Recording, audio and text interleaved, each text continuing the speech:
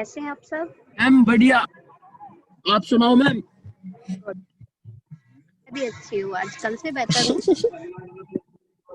हाँ, गुड।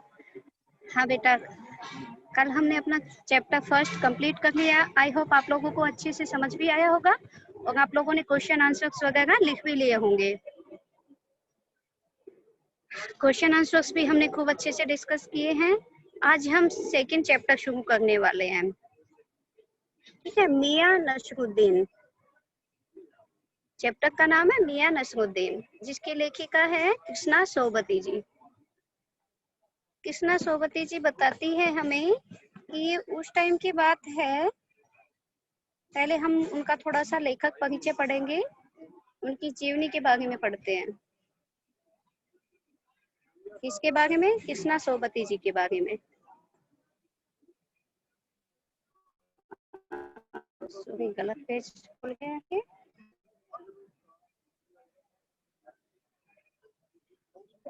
हाँ,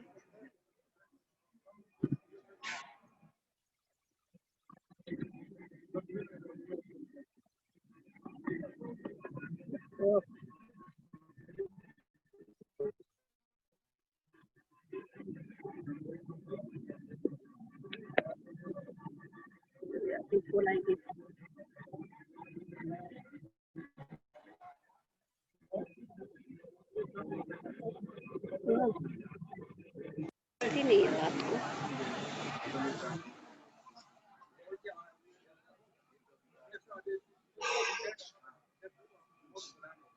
आज में भी आपकी कोई आईडी में भी कोई इशू था जो इतनी लेट से शुरू हुआ है।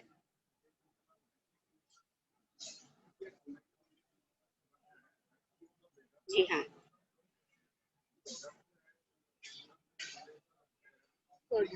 समय ही वह रंग है जो अनेक अनेक रंगों में विभाजित होता है और पठन पाठन प्रक्रिया द्वारा फिर एक हो जाता है। कृष्णा सोबती जी का जन्म 1925 में गुजरात में हुआ था, पश्चिमी पंजाब में, जो कि अब पाकिस्तान में है।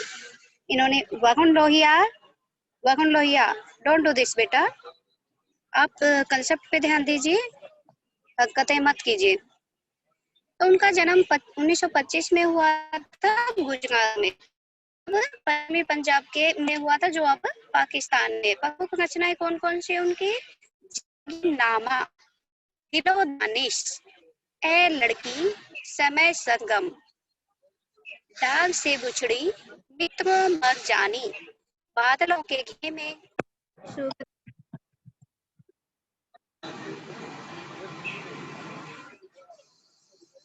बादलों के घेरे, सूरजमुखी, अंधेरे की, ये उनका कहानी संग्रह है। हम हसमत, शब्दों के आलोक में, शब्द चित्र संस्मरण।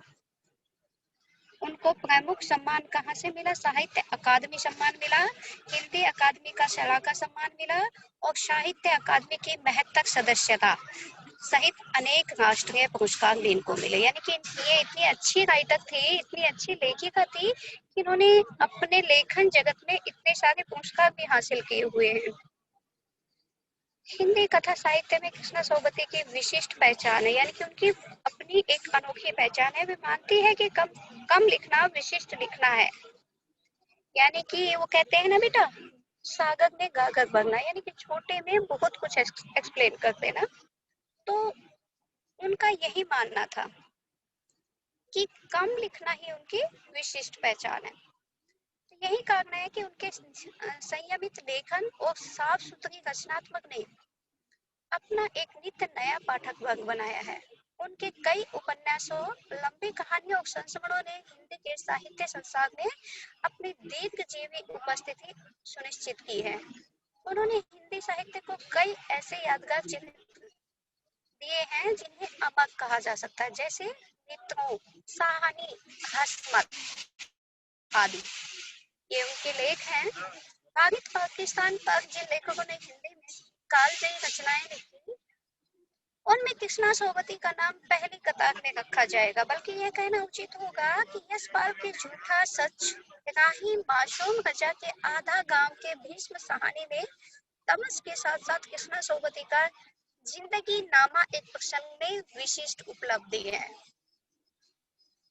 संस्कृत के क्षेत्र में हम हसरत शीर्षक से उनके का विशिष्ट स्थान है, जिसमें अपने ही एक दूसरे व्यक्तित्व के रूप में उन्होंने हसरत नामक सृजन एक अद्भुत प्रयोग का उदाहरण प्रस्तुत किया है। कृष्णा जी के भाषक प्रयोग में भी विविधता है। विविधता मतलब भिन्नता, ठीक है, यानी कि उसने अलग अलग तरीके से उसको लिखा है। उन्होंने हिंदी की कथा भाषा को एक विलक्षण ताजगी दी है। संस्कृत में तत्समता, तत्समता क्या होती है? तत्समता होती है बेटा जो संस्कृत के एज इट इज वर्ड्स होते हैं, जो संस्कृत के शब्द हम हिंदी में जैसे कि तैसे हम यूज करते हैं ना, वो होती है तत्समता। तत्समता मतलब तत्व वैसा और समता मतलब समान, तो जैसे का तैसा, बिल्कुल जैसे का जैसा ही हम यूज कर लेते।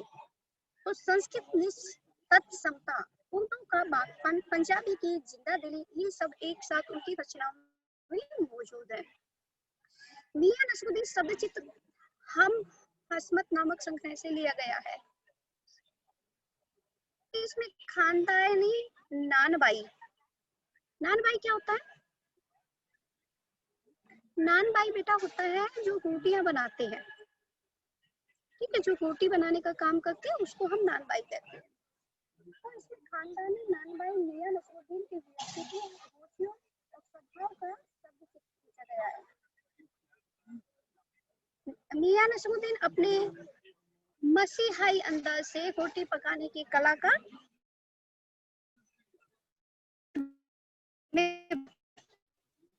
यानी कि वो खानी नानबाई है, अर्थात उनके बाप दादा जो भी थे वो नानबाई का ही काम करते थे। नानबाई मैंने जैसा कि मैंने बताया जो रोटियां बनाने का काम करते हैं उनको हम नानबाई कहते थे। यानी कि यही काम करते करते उनके पिताजी एक्सपायर हो गए थे और यही काम करते करते उनके दादाजी ने काम किया, पिताजी को सौंपा, पिताजी ने काम किया, तो ये काम उनको सौंपा गया है।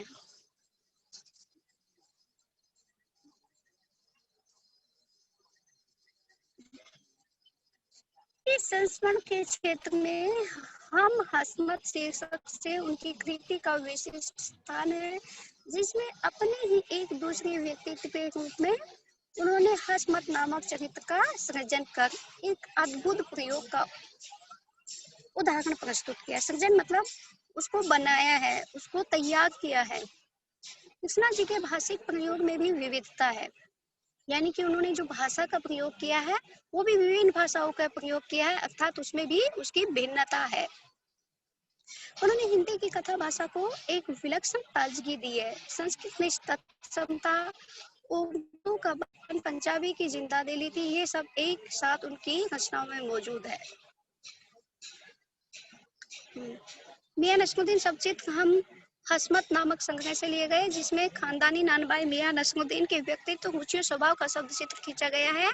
मियां नसरुद्दीन ने अपने हमी मसीहाई अंदाज से रोटी पकाने की कला और उसमें खानदानी महारत को बताते हैं। महारत मतलब सक्षमता, कि वो अपने काम में कितनी सक्षम है।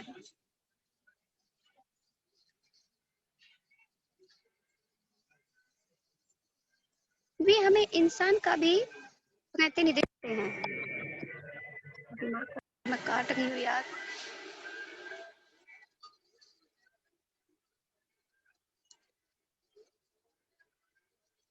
मियां नसरुद्दीन जो है उन्होंने अपने मसीहाई अंदाज से बहुत बढ़ा चढ़ा कर के उस अंदाज में किया है, अपने भगवान के अंदाज में जैसे।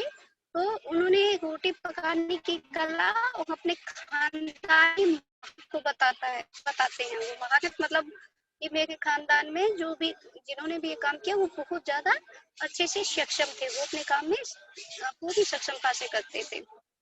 वे ऐसे इंसान का भी प्रतिनिधित्व करते हैं जो अपने पेशे को कला का दर्जा देते हैं और करके सीखने को असली हुनर मानते हैं। ऐसे नहीं कि देख लिया आ गया, जी नहीं। किसी भी काम को तभी आता है जब हम करके सीखते हैं, काम करते करते खुद ही अभ्यास मत हो जाते हैं। तो सक्षमता तभी आती है बेटा जब हम किसी भी काम को जब करके सीखते हैं, तभी सक्षम होते हैं। ये तो सत्यता है। हाँ जी। अब आ जाइए चैप्टर पे, मियां नसरुद्दीन। चैप्टर शुरू करने से पहले मैं एक बार इसकी शॉर्ट समरी आपको बता देती हूँ। इसमें क्या होता है कि ये जैसा कि नाम से ही पता चल रहा है, मियां नसरुद्दीन ये एक मुसलमान फैमिली से है। ये रोटी बनाने का काम करते हैं, और जब लेखिका एक बार वहां से गुजर रही होती है तो उनको थपथपाहट की आवाज आती है, जैसे रोटियां बनाते हैं हाथ से बनाते हैं, उसमें थप की आवाज आती है। तो थपथपाहट की आवाज को सुनकर वो ठिठक जाती है और उसी ओर चली जाती कि आवाज कहाँ से आ रही है। जाके देखती है तो देखती है बहुत सारा आटा लगा रखा है उन्होंने। वो कहती है कि आपके यहाँ कोई प्रोग्राम है क्या? तो मियां नसरुद्दीन जी कहते हैं कि नहीं, प्रोग्राम नहीं है, हमारी ये दुकान है, हम ऐसे ही रोटियां बनाकर रोज बेचते हैं, ऐसा वो मियां जी बताते हैं। लेकिन जब वो मतलब कुछ और जिज्ञासा बस उनसे कुछ सवाल पूछती है, तो वो सोचते हैं कि कोई ये अखबार वाले हैं, अखबार वालों को फालतू टाइम पास समझते थे, पढ़ने वाले को भी टाइम पास समझते थे और बेचने वाले को भी टाइम पास समझते थे। यानी कि कोई जैसे उसके बारे में छानबीन करता उसको भी कहते हैं इनके पास कोई काम नहीं है इसलिए फालतू में टाइम पास करते हैं। तो वो ऐसी शंका जाहिर करते हैं लेखिका के ऊपर भी कि क्या आप कोई अखबार वाले थे? नहीं हो? तो लेखिका कहती है कि नहीं नहीं, जैसा तुम सोच रहे ऐसा कुछ भी नहीं है। तो वो बेझिझक उनको बताते हैं, अपने बारे में भी बताते हैं कि भाई मेरा ये खानदानी पैसा है, यही काम करते करते मेरे पिताजी जो थे 80 साल की उम्र में वो एक्सपायर हो गए थे, और मेरे दादाजी थे वो भी यही काम करते थे, हमारा खानदानी पैसा है ये। तो वो और भी जिज्ञासा से पूछती है कि तुम कितने प्रकार की रोटियां बना देते हो? तो वो 56 प्रकार की रोटियां बताते हैं कि हम 56 टाइप की रोटियां हम बनाकर बेचते हैं यहाँ पर। हाँ, उसके बाद क्या होता है कि कहते हैं कि यहाँ के जो दिल्ली के सम्राट थे उन्होंने एक बार डिमांड की थी कि कोई ऐसा पकवान बनाओ, ऐसी चीज बनाओ जो बिना आग और पानी के बनी हो। तो लेखिका का भी सिर घूम जाता कि ऐसे कैसे क्या बनाया होगा जो बिना आग के और बिना पानी के बना दिया। तो वो पूछती है कि क्या फिर तुम्हारे पूर्वजों ने ऐसा किया? वो कहता है हाँ बिल्कुल किया, अगर उन्होंने ऐसा नहीं किया होता तो आज हमारी इतनी प्रतिष्ठा नहीं रही होती। उन्होंने ऐसा किया, हमारे लिए ऐसा किया उन्होंने। तो वो अपनी बातों को इतना बढ़ा चढ़ा कर कहते हैं, और लेखिका उस सम्राट का नाम कोई पूछते हैं कि कौन सी सम्राट है, तो वो कहते हैं कि क्यों आपको क्या कोई चिट्ठी थोड़ी ना लिखनी है सम्राट को, सम्राट तो मैंने जो बता दिया वही ठीक है, आप मान लीजिए।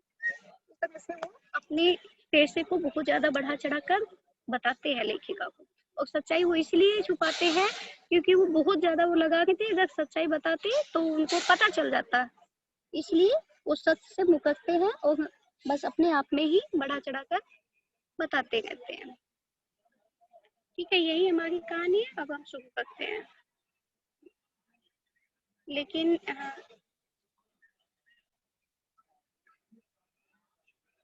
इसमें कुछ एक टफ वर्ड भी आएंगे आपके लिए जो मैं आपको पहले ही एक्सप्लेन करना चाहूंगी। वर्ड मीनिंग समरी हमने बता दी है, अब थोड़े से वर्ड मीनिंग समझ लीजिए ताकि आपको चैप्टर को समझना इजी हो जाए। देखिए, नान बाई, नान बाई किसको कहते हैं बेटा?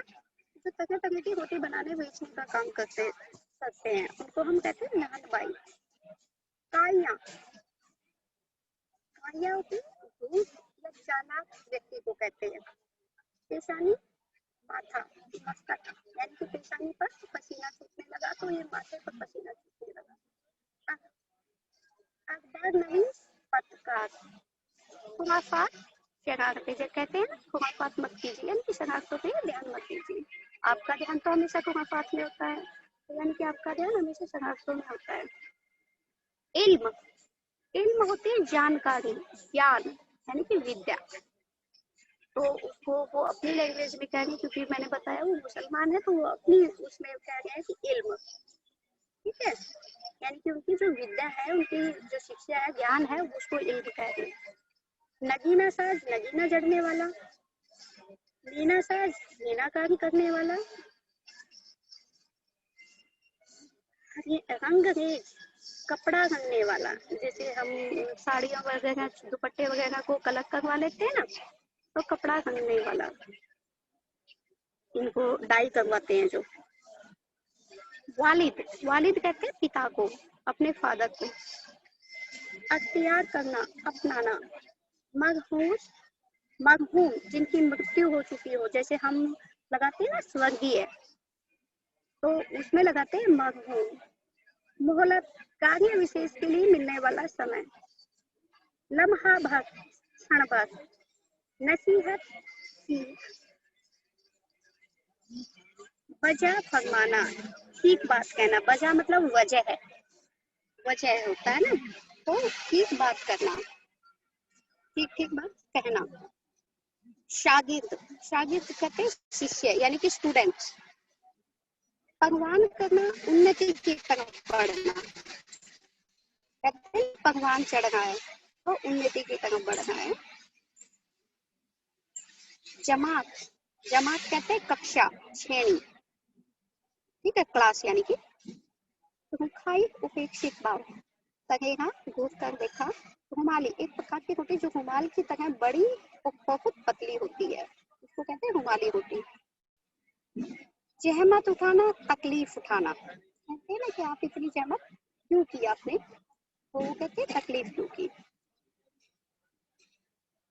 मजमून, टॉपिक यानी कि विषय, संदर्भ में। मजमून यानी कि उस संदर्भ में या उस विषय में, उस टॉपिक पर।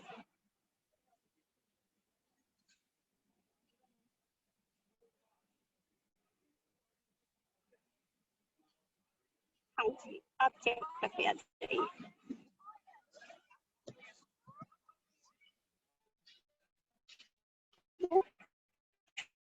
अपने मटिया महल की तरफ से नजर जाते हैं तो राजनीति, साहित्य और कला के हजारों हजार मसीहों के धूम धड़कते कैसे पहचान।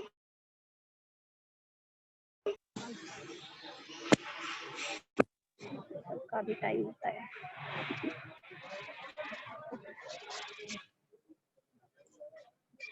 तो इसमें कृष्णा सोबती जी, इसकी जो राइटर है, इनकी जो लेखिका है वो है कृष्णा सोबती जी। कृष्णा सोबती जी कहती है कि साहबो उस दिन अपने मटिया महल की तरफ से न गुजर जाते तो राजनीति, साहित्य और कला के हजारों हजार मसीहों के धूम धड़के में नान बाइयों के मसीहा मियां नसरुद्दीन को कैसे तो पहचानते और कैसे उठाते लोग उनके मसीही अंदाज का, यानी कि उनकी जो दादागिरी था, वो अपने आप में बहुत अच्छे नानबाई थे, अर्थात बहुत अच्छी रोटियां बनाने वाले थे, हजारों में एक थे वो अपने आप में।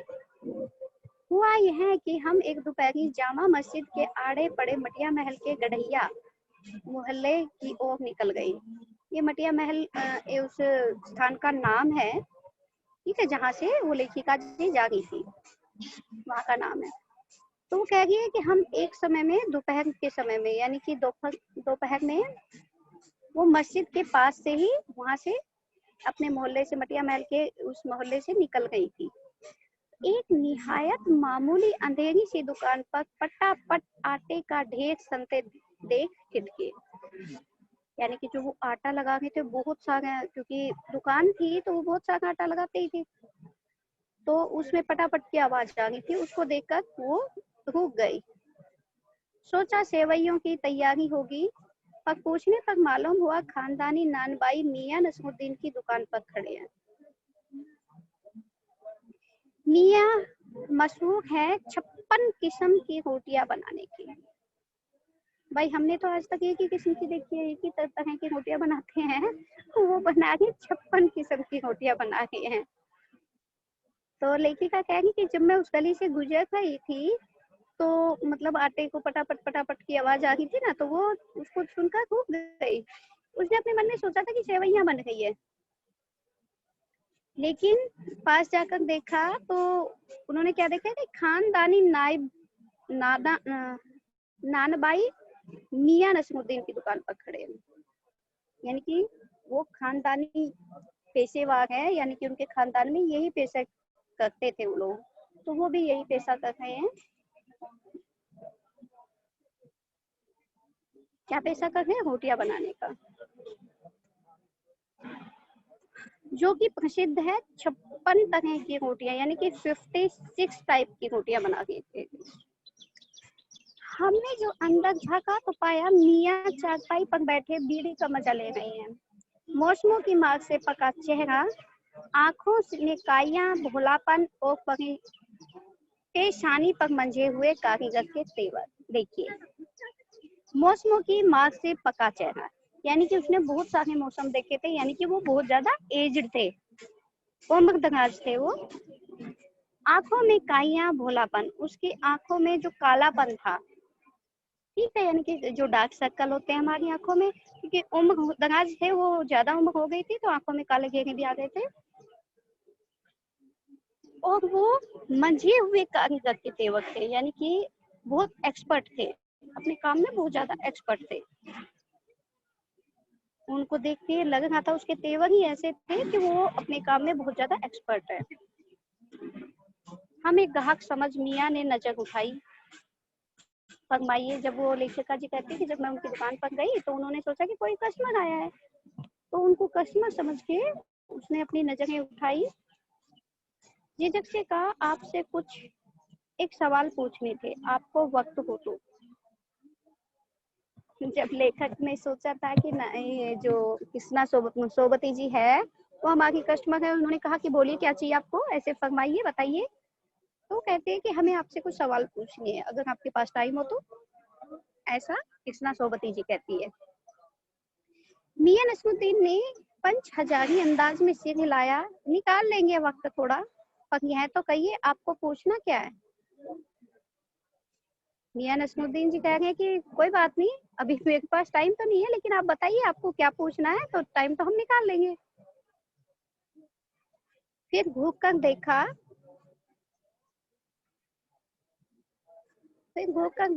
और जोड़ा, मियां कहीं अखबार नवीस तो नहीं हो, यह तो खोजियों की खुराफात है। हम तो अखबार बनाने वाले, अखबार पढ़ने वाले दोनों को निठल्ले समझते हैं।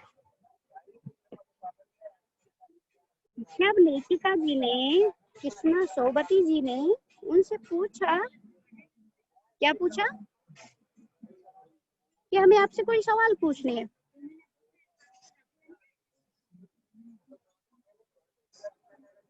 तो मियां नसरुद्दीन जी ने कहा कि कोई बात नहीं, टाइम तो नहीं है, लेकिन हम आपके लिए टाइम निकाल लेंगे, लेकिन बताइए। लेकिन वो मन ही मन सोचते हैं कि कहीं आप अखबार नवीस तो नहीं हो, क्योंकि हम तो अखबार बनाने वाले को और अखबार बेचने वाले को दोनों को ही निठल्ला समझते हैं। हाँ, कामकाजी आदमी को इससे क्या काम है। खैर, आपने यहाँ तक आने की तकलीफ उठाई ही है, तो पूछिए क्या पूछना चाहते हैं। ये कौन कह रहा है? मियां नसरुद्दीन जी। किसको कह रहा है? कृष्णा सोबती जी को, यानी कि लेखिका जी को। पूछना यह था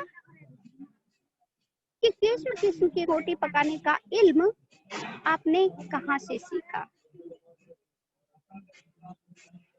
यानी कि इल्म, इल्म में हमने क्या पढ़ा था, विद्या या शिक्षा या ज्ञान। तो लेखिका जी कह रही है कि जो ये आप तरह तरह की रोटियां बनाते हैं, ये ज्ञान आपने कहाँ से सीखा, ये विद्या कहाँ से सीखा है, अर्थात ये शिक्षा आपने कहाँ से ली। मियां नसरुद्दीन जी ने आंखों के कंचे हम पर फेंक दिए। इसका मतलब क्या हुआ, मियां नसरुद्दीन जी ने उनकी तरफ मुड़कर देखा, ठीक है। तो मियां नसरुद्दीन जी ने आंखों के कंचे हम पर फेंक दिए।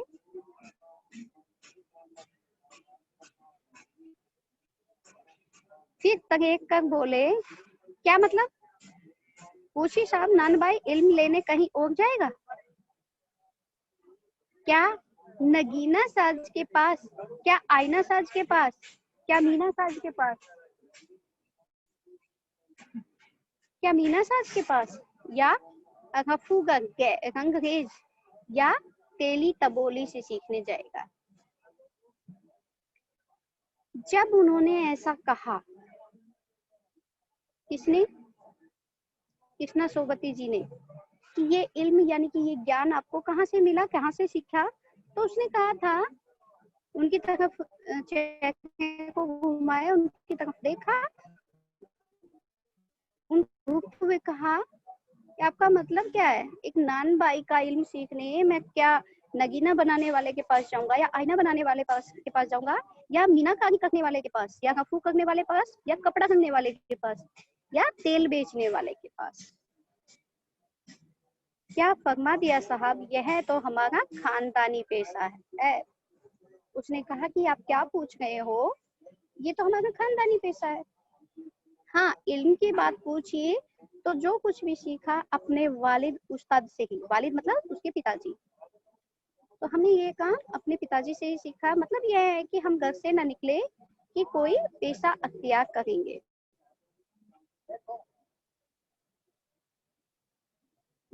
जो बाप दादा का हुनर था वही उनसे पाया, और वालिद मखबूम के उठ जाने पर आ बैठे उन्हीं के ठैये पर। देखो बेटा, वालिद मखबूम पूछे कि इसमें बहुत सारे टफ वर्ड है, इसलिए मैंने पहले भी थोड़े से वर्ड मीनिंग दिए थे, वो एक्सप्लेन किए हैं ताकि आपको चैप्टर को समझना इजी हो जाए। और मुझे से बीच बीच में आ गए हैं वो भी मैं आपको बता देती हूँ। वालिद होते हैं उसके पिताजी, और मरहूम होते हैं मरे हुए।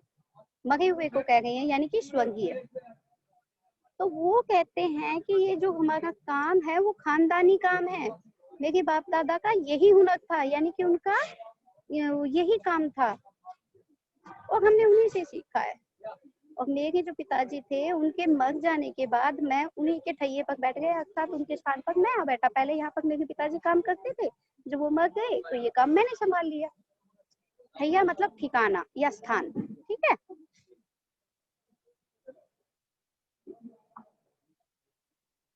आपके वालिद यानी कि वो कहती है आपके पिताजी, ये नसरुद्दीन की आंखें लम्हा बको किसी भट्टी में गुम हो गई। लगा गहरी सोच में है, फिर सिर हिलाया, क्या आंखों के आगे चेहरा जिंदा हो गया? हाँ, हमारे वालिद साहिब मशहूर थे मियाँ बरकत शाही नानबाई गढ़ैया वाले के नाम से, और उनके वालिद यानी कि हमारे दादा साहिब थे आला नानबाई मियाँ कल्लन के नाम से। हाँ, जब उनकी कृष्णा सोबती जी उनसे उनके पिताजी के बारे में पूछती है कि क्या आपके पिताजी, तो उनको अपने पिताजी की याद आ जाती है, और वो जलती हुई बत्ती जिसमें रोटियां सिक रही थी, वो सेक रहे थे, तो वो उनकी तरफ देखने लगते हैं और कुछ ख्यालों में खो जाते हैं, यानी कि उनको मिस कर रहे होते हैं। और तब बताते हैं कि हाँ मेरे पिताजी जब जिंदा थे तब, और वो इस नाम से मशहूर थे, और मेरे दादा इस नाम से मशहूर थे। ठीक है। बरकत शाही नान शाही कढ़ैया वाले के नाम से उनके पिताजी मशहूर थे, और दादा थे आला नानबाई मियाँ कल्लन के नाम से। आपको इन दोनों में से किसी किसी की भी कोई नसीहत याद हो? नसीहत मतलब उन्होंने जो शिक्षा आपको दी हो, ठीक है। कृष्णा सोबती जी कहती है कि आपको उन दोनों में से किसी की एक की नसीहत याद हो, उनका जो शिक्षा उन्होंने दी थी वो बात अगर आपको याद हो तो बताओ। नसीहत काहे की मियाँ, काम करने से आता है, नसीहतों से नहीं। हाँ, बजा फरमाया। पर यह तो बताइए, बताइए ही बताइए कि जब आप हमने भट्टी की ओर इशारा किया, इस काम पर लगे, तो वालिद साहब ने सीख के तौर पर कुछ तो कहा होगा।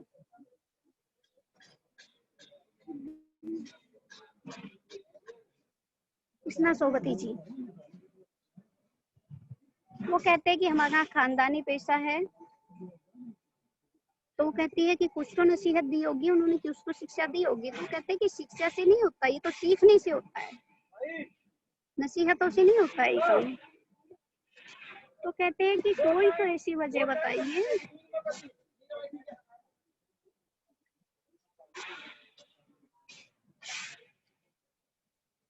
जब यानी कि आपने जब ये काम शुरू किया था तो सीख के तौर पे तो कुछ कहा ही होगा। कौन कह रहा है ये बात?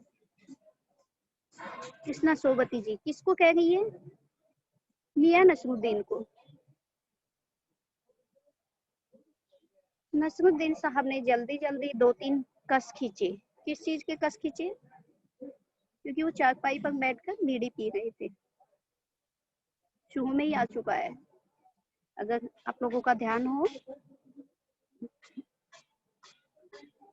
तो। चारपाई पर बैठकर बीड़ी पी रहे थे। नस्रुद्दीन साहब ने जल्दी जल्दी 2-3 कस खींची, फिर गला साफ किया और बड़े अंदाज से बोले, अगर आपको कुछ कहलवाना ही है तो बताइए, बताए दिए देते हैं। आप जानो, जब बच्चा उस्ताद के यहाँ पढ़ने बैठता है तो उस्ताद कहता है आलिफ, बच्चा कहता आलिफ, कह बे, बच्चा कहता है बे, और कह जीम। यानी कि वो स्टेप बाय स्टेप पढ़ाता है, वो इस तरह से समझाने की कोशिश करता है।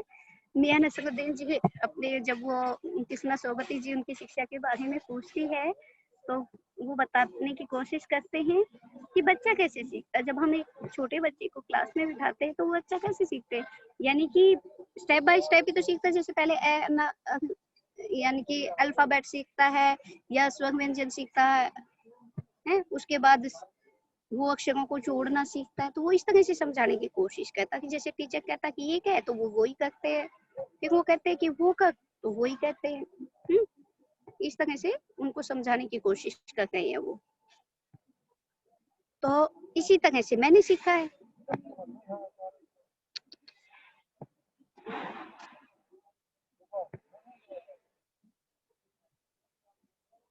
वो अपनी शिक्षा के बारे में बताना चाह रहे हैं,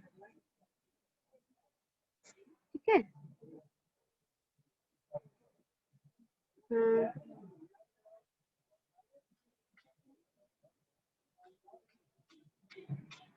तो क्वेश्चन आंसर पे आ गए हम। नहीं, ये पेज चेक नहीं करना है हमें।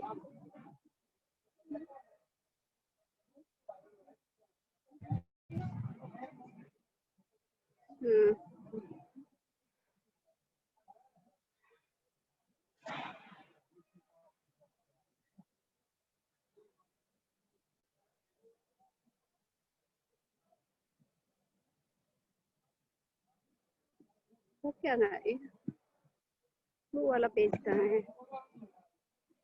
ये तो हम पढ़ चुके हैं बेटा। वो अपने दादा परदादा के हुनर के बारे में भी बताता है, अपने सीखने के तरीके के बारे में बता रहा है कि हमने इस इल्म को, इस ज्ञान को, इस शिक्षा को कैसे उन्होंने प्राप्त किया है।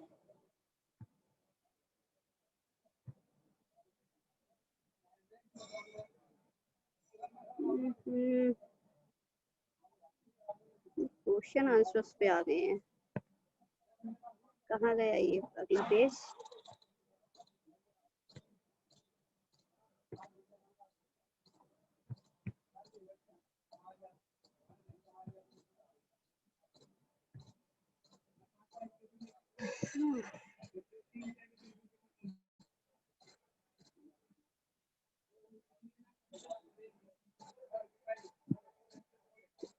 पेज है यार।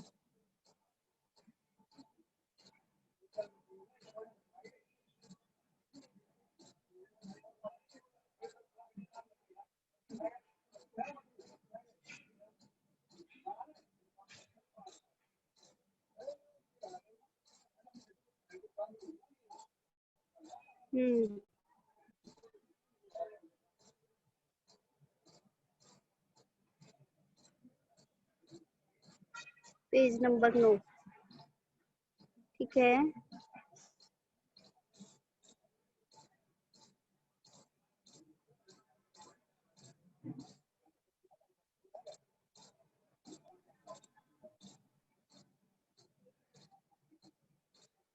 हाँ, वो अपने सम्राट के बारे में बताता है कि यहाँ के जो सम्राट थे,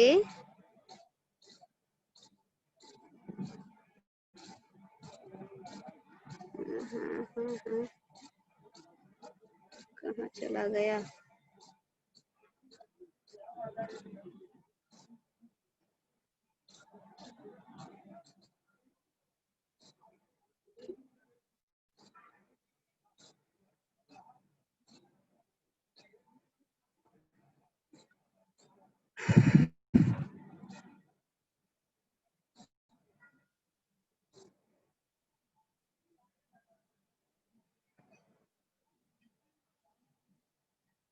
ये तो हम पढ़ चुके हैं।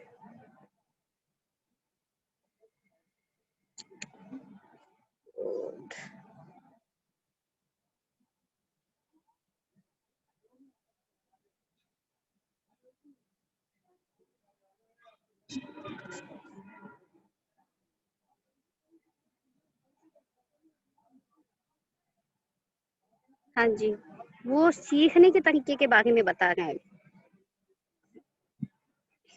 वो बता रहे हैं, जब वो पूछती है कि आपने इसको कैसे प्राप्त किया, कैसे सीखा, अपने वालिद से, अपने पिताजी से उसको कैसे सीखा। तो वो बताता है कि अगर आपको कुछ कहलवाना है तो बताइए, दे देते हैं। आप जानो, जब बच्चा उस्ताद के यहाँ यानी कि अपने गुरु के पास पढ़ने के लिए बैठता है तो उस्ताद कहता है कि कह आलिफ, बच्चा कहता है अलिफ, कह बे, बच्चा कहता है बे, कह जीम, बच्चा कहता है जीम। यानी कि ये फारसी के कुछ एक शब्द है। तो वो इस तरह से बताता है कि जो टीचर कहता है तो बच्चा वैसे वैसे फॉलो करता है। इस बीच उस्ताद जो का एक हाथ सिर पर धरता है और शागिर्द चुपचाप भगवान करता है। शागिर्द कौन बताया? शिष्य, उसका चेला जो है। उस्ताद कौन है? गुरु, जो ज्ञान देने वाला है। उस्ताद देने वाला और शागिर्द होता है लेने वाला। यानी कि उस्ताद पढ़ाने वाला और शागिर्द पढ़ने वाला, शिष्य। तो वो गुरु शिष्य का उदाहरण देकर उसको समझाने की कोशिश करता है कि इसी बीच उस्ताद जो का एक हाथ सिर पर रखता है और शागिर्द चुपचाप भगवान करता रहता है। भगवान मतलब तरक्की करता रहता है। समझे साहिब, एक तो पढ़ाई ऐसी और दूसरी बात बीच में छोड़ सामने से गुजरते मीर साहब को आवाज में दे डाली, कहो भाई मीर साहब, सुबह न आना हुआ पर क्यों। यानी कि वो ऐसे बताते बताते अपने आप को दिखाना चाहता है कि मैं बिजी हूँ, इस तरह से कि यानी कि रास्ते में आने जाने वालों को रोक के उनसे बात करने की कोशिश करता है। उनसे बात करने की कोशिश करता है वो कि किसी कोई पुराना कस्टमर था, उसको बुलाता है और उसको दिखाता है कि भाई सुबह नहीं आए तो क्यों नहीं आए। यानी कि वो अपनी उसका पुराना कस्टमर था, रोटी वोटी लेने, खरीदने, खाना खरीदने आता होगा, तो इसलिए वो कहते हैं कि आज आप सुबह क्यों नहीं आए। कहने का मतलब यह है कि वो लेखिका जी के सवालों से बचना चाहते थे। वो उनके सवालों से बचना चाहते थे, इसलिए वो ऐसा कर रहे हैं। ठीक है, फिर से क्वेश्चन आंसर आगे। जैसे कोई सवाल का जवाब ना देना चाहे, वो अपने फोन में ध्यान देने लगते हैं कि सामने वाला खुद ही उठकर चला जाए। तो ऐसा ही कुछ एक वो जाहिर कर रहे थे। इससे निठल्ला वाला ही आ रहा है ये।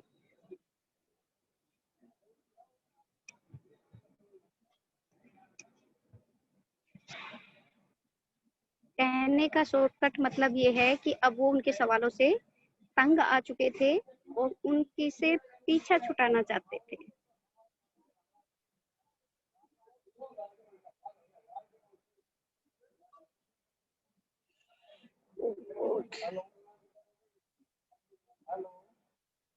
या नसरुद्दीन ने भी शॉर्ट समरी आपको मुझे लगता है समझ में आ ही गई होगी बेटा। और चैप्टर बहुत इंटरेस्टिंग है।